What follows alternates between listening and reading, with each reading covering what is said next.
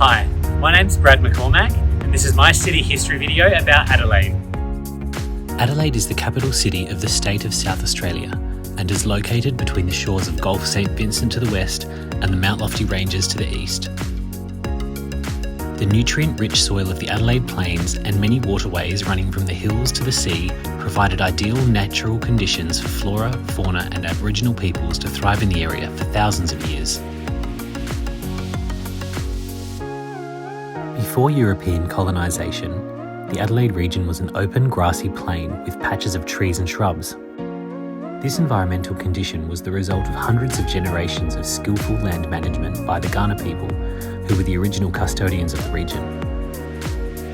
Pre-colonial architectural, planning and placemaking practices were sophisticated responses to socio-spatial, cultural and gender-specific needs, ceremony, climatic conditions, available materials and spiritual beliefs.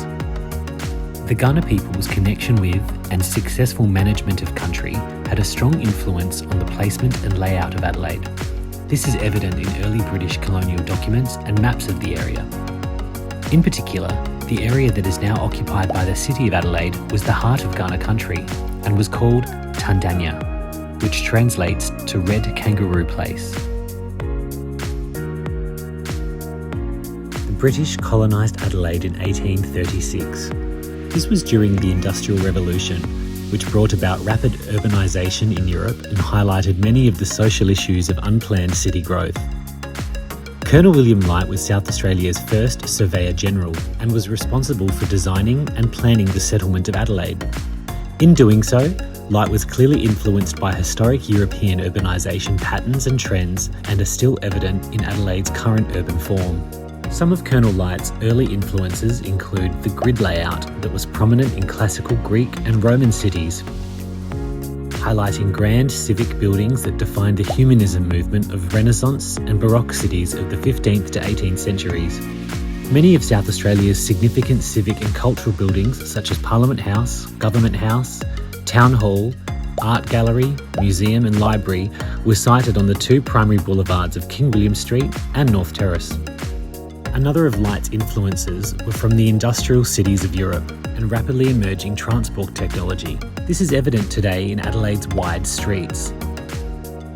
Arguably, the most visually defining feature of Adelaide is the inspiration Light took from Ebenezer Howard's Garden City movement, which saw him design the city within a ring of parklands, which are now nationally heritage listed. The Garden City movement also influenced the design of the suburb of Colonel Light Gardens in Adelaide South. Due to Adelaide's detailed design that sought to mitigate the negative impacts of industrial cities, as well as its distance from the damage of the World Wars, there was little need to adopt a heavy-handed modernist approach and rethink the city's design. Perhaps the most significant influence from the modernist era was that of mass private vehicle ownership.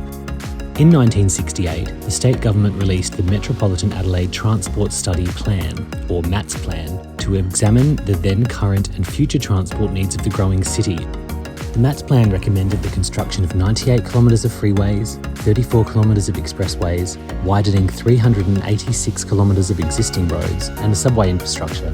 While the MATS Plan was ultimately abandoned, its impact can still be seen in present-day Adelaide, with a number of its recommendations either built, such as the Hills Freeway, or progressed in an alternative form such as the Modbury Freeway, which became the Oban Guided Busway.